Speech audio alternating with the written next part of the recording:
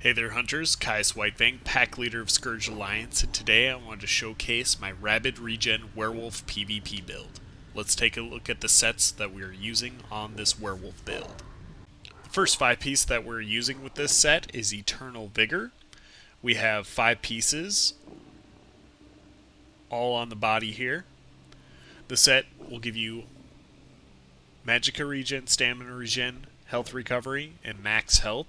Its 5-piece bonus also grants you additional 325 stamina and Magicka recovery while your health is above 50%, and adds 976 health recovery while your health is 50% or less. The other set that we're pairing this with is Titanborn. So we have the Titanborn ring, weapons, and shoulder. I have Triune on all of the jewelry, as well as weapon damage on all of the jewelry as well. Titanborn, if you're unfamiliar with it, the 2, 3, and 4 are penetration, weapon damage, and stamina. The 5th piece will grant you some weapon damage and some more penetration, and as your health goes down, it'll increase the amount of weapon damage and penetration that you have. Once you get below 50% health, it grants you even more weapon damage, so you're getting 430 weapon damage as well as 4,845 physical penetration. So these two sets work off each other pretty well because while you're above 50% health, you're going to have a really good amount of regen, and down to that 75% mark, you have really good damage.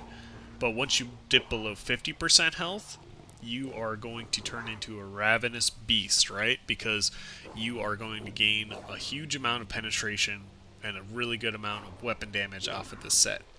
As well as it's going to give you some health recovery, basically the same amount that you get off of Troll King set. So it's going to help you maintain your health when you're at that 50% mark. So it's a really cool synergy between the two sets. For our jewelry piece, we're actually going to be using Tonal Constancy. This is a mythic item, so while you're below 50% stamina, you increase your Magicka recovery by 450, and while your Magicka is less than 50%, you increase your stamina recovery by 450. So really what you want to do with this build is you want to stay below 50% stamina, because what we're really trying to get after is that additional recovery. So the nice thing though with Werewolf is it has its Hircine's Fortitude, which we'll look at here in a second, that also increases your stamina recovery as well as gives you some health recovery too when you heal your health when you're below. Basically, when you're below 50% health, you can get up to the maximum amount of that perk. And we'll look at that here in a second. Like I said before, I'm using Titanborn here on the weapons, so I have a Titanborn Axe that is Nirnhoned, and Titanborn Shield that has Impenetrable on it. I'm also using a Greatsword of the Titanborn, so we are double barring this to have this effect possibly up the whole time on us. And for the 1-piece set, I'm actually using the Stonekeeper, which is going to provide us with some additional health. As you can see, my character stat page here, while it's stagnant, I'm sitting down here a little over 40,000 stamina, almost 41k. Health is almost 31k. This is not in PvP. And Magicka recovery is at 20k. So you have a really good chunk of stats here. The extra health is going to make you heal for more while you're in werewolf form, as well as it gives you a little bit more time to play around with Titanborn, right? Because to get under 50% health, you'd have to get down basically below 15k health. So the smaller health you have, say you're running around with 20k health, well now you only got 10k health when you're below 50%. And you got to be a little careful because some executes start scaling very, very well at that 25% health mark. So really you only have between 5k and 10k health to fully utilize Titanborn if you're playing with a lower health pool. That additional health that we're playing with here is going to help us survive longer.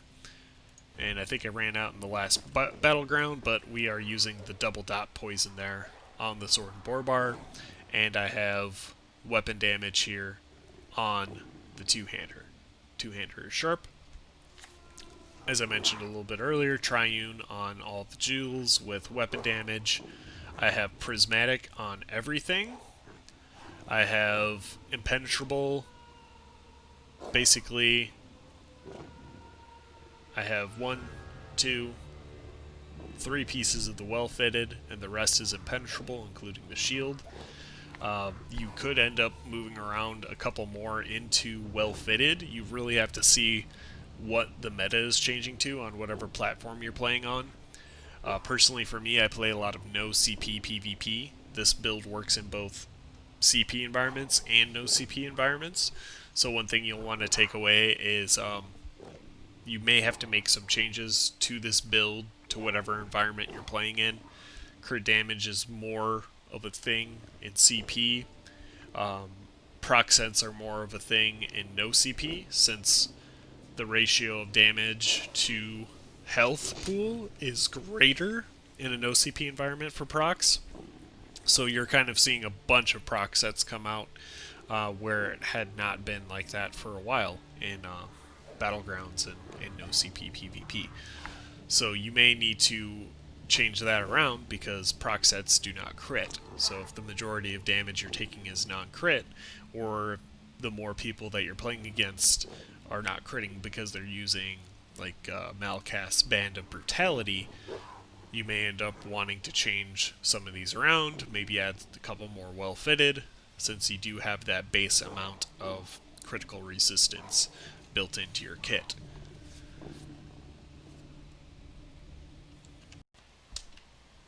As for your class, I would recommend playing with the Sorcerer. The Sorcerer has really good amount of passives that will carry over to the Werewolf form, and they synergize very well with this build, but you could use this setup basically on any class in the game. Nightblades will have a huge bonus to this since they have that additional regen across the board on their magicka, their stamina, and their health. So this build obviously is Rabid Regen build, so having that additional recovery built in to amplify this build's stats is very good. But let me get into why the Sorcerer works very well for this build and why I'm using it and I'm showcasing it in these videos that are playing here. So first and foremost, you have Unholy Knowledge, which is going to make your abilities cost less. This is straight up going to help your sustain. Then you also have Persistence. So this is very nice if you have a lot of stamina that's coming in. So you could choose to either roll dodge an attack, or you could block an attack and get a cheaper heal out of it. So I find it's very nice to use Persistence or to block an attack if my enemy is far away and I know they're not putting out a lot of damage. Maybe they're just trying to generate ultimate on me or something. You can block one of those attacks and take very little damage because you're blocking, but also you're going to save up the cost of your next ability, whether it is stamina or magicka, and get that for 15% cheaper. So not only do you have the Unholy Knowledge, that is 6%, you got 15% too, after you block an attack. And then after that you have your Power Stone, which is decreasing your ultimate transformation, so you get into werewolf form a little bit cheaper. Usually you're at 300 ultimate cost. This drops her down to 255. Then you also have your Storm Calling tree here, which grants a lot. You have Capacitor, which is increasing your magic recovery by 10%. So when we look at our stats and what we're getting off of this build, we have a lot of raw recovery, so having an additional 10% on there is very nice. We have Energize, which is increasing the physical damage that we're doing by 5%. And we also have Amplitude that can increase the damage we do up to 10%. So that's very strong in PvP. As your opponents usually linger up in the higher parts of their health bar, you're going to see having that additional 10% damage done when you start a fight is huge. I mean, it will dwindle down to 9, 8, 7, and when you get down to your killing blow area, it may only be 3%, but let's face it, you're doing 5k damage with the Howl of Agony or Claws, so you're going to be taking them down. You don't necessarily need that additional amplitude passive to take out your opponent when they're down that low. But amplitude will help you get your enemy down to lower health so you can kill them. Okay, let's go ahead and take a look at the skills that we're using on the build here. In human form, we have Hurricane, Heroic Slash, Race Against Time, Power Surge, and Resolving Vigor. I have Werewolf Transformation on the two-hander bar, or the dual wield on the sword and board bar. I have Werewolf Transformation on the sword and board bar here. I have Streak, Dizzying Swing, Reverse Slice, Dark Deal, and Rally. And for the Werewolf bar, I'm using Pack Leader, Brutal Pounce, Hircine's Fortitude, Deafening Roar, Howl of Agony, and Claws of Anguish.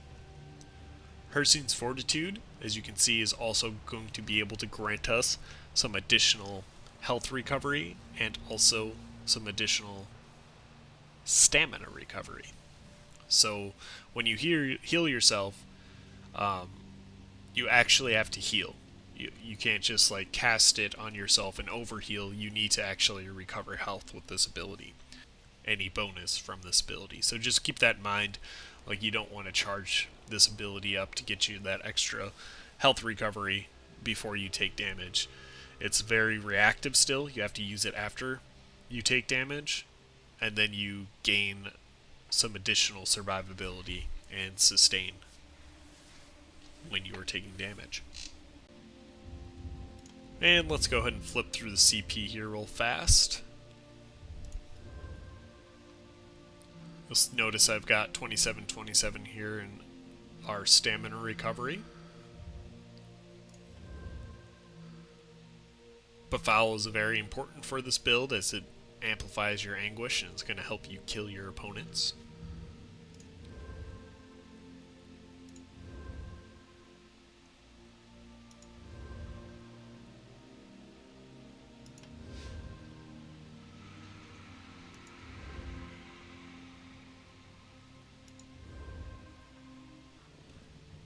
And that brings us to the end of the Rabid Regen Werewolf PvP build. If you guys have any questions, feel free to ask them down below in the comments and I'll do my best to answer them for you.